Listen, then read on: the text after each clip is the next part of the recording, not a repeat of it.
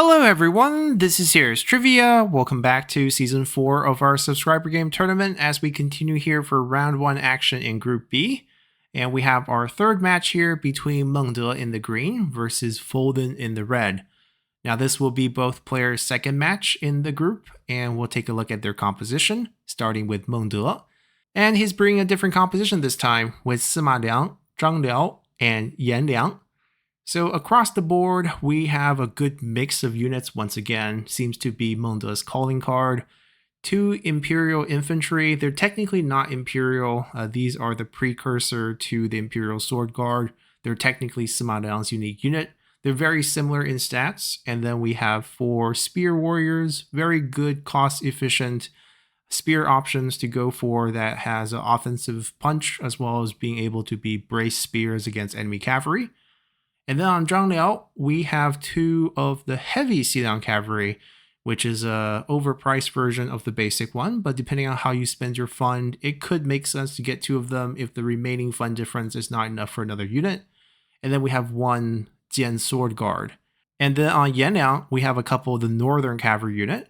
Overall, I think there are some efficient unit here and also some overpriced ones. We'll see how they play out on the battlefield. Then on the red side, Folden's bringing his exact same comp that he used in his first battle. Now there are players who go with a certain comp for the entire tournament, at least for the Group 1 stage when things are more blind pick. And we see that here with the 6 Imperial Lancer Cavalry and the 3 War Elephants and Yuan Shao providing that distant courage bonus. So while this comp ran into a mass infantry comp in the first game he played, we'll see how Folden's comp work against M3ngDE's comp, which includes a lot more cavalry options as well as some good spear options to see if they present a counter to this charge first or charge heavy composition that Folden's bringing for the tournament. And as we load in here, deployment's pretty straightforward. We have the units basically deployed within their initial box, slight formations, but really not much. You have a front line of infantry, flank of cavalry, some reserve cavalry in the back. Nothing super strategic, and also nothing super strategic with an army that just basically charges. Everyone's deployed within the circle for distant courage. I think that's the only key factor here, and we'll see how this battle plays out. Maybe there'll be some prodding with Huangfu Song since you do have the ability to lay your hail of arrows early. Not a lot of response, so here we can see that Zhang Liao is not active with his ability because there's a lot of unit on his side, so I think the power meter is actually in favor of M3ngDE's army, and thus the resolve of the righteous is just not going to activate until they're behind. Sima Liang is more or less a mix between a buffing general and a regular champion that has a more dueling focus ability. The splash is more of a cone shape, not circular, so it's not really great against units at all. Yan Liang has some powerful abilities. We have ability to boost his mass and charge bonus. Unfortunately, this is not a AoE bonus. This is just for himself. And then the standard Vanguard Flame of the Phoenix, which is actually super underrated. And we have Roar of the Beast as well. So everyone's just moving up, I'm guessing. Given how we know Folden played out his first match, he's going to keep his cavalry sort of in reserve and do separate charges. Elephant goes in first, and then the cavalry will kind of go in one at a time to make sure they land their charge with maximum efficiency. And of course, Mulu is also on his elephant. There's no range threat at all on this comp, so there's actually nothing that can touch any of these units until, you know, they actually engage with you.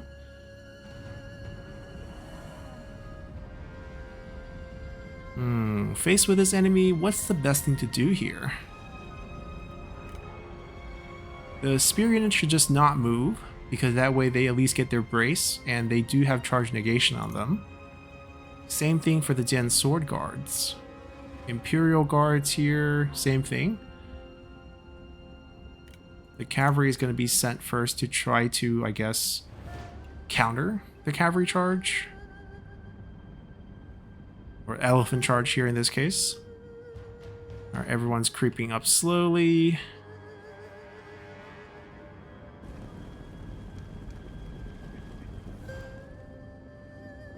I assume the elephant would just go after... Oh, don't move! Don't move! They're waiting for you to move. All these needs you to be braced to get the bonus.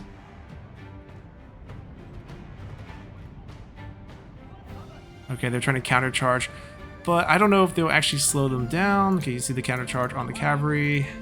The heavy C-down's not being committed here, but they're gonna touch the infantry and they're still moving. Yeah, this is a massacre. They're gonna, oh, they got interrupted a little bit, but mostly they're gonna land. We're in the range of distant courage. This one's leaving it, but oh, look at the damage on the Gen Sword Guard, half health.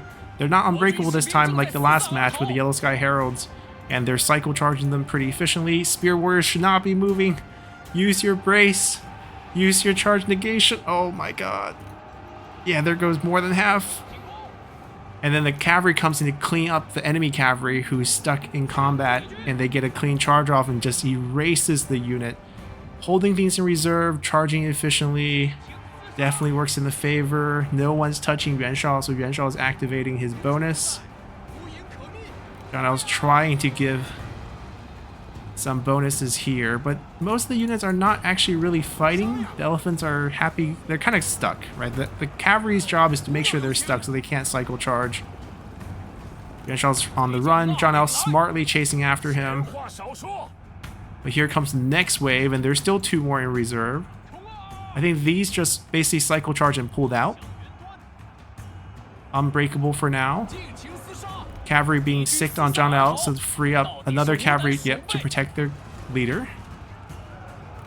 A side flank, so they don't go through the front. So even though this was stationary, they avoided the brace bonus. The roar was a little bit mistimed because it just activated on yielding, so everyone's actually unbreakable. So that roar came at a very inopportune time. Alright, sending them in to stop them. What is Yanan doing? Yanan should be trying to get into a cavalry unit and try to slam them. Yeah, they're just resting for the next charge. Trying to, here comes the first group that, you know, went on break afterwards. Oh, this is a massacre. Zero use of the hail of arrows? I guess it just wasn't needed. Yuan Shao just pulls away, and then they get surrounded by a bunch of cavalry. Sima Liang is unbreakable, but how long will he last?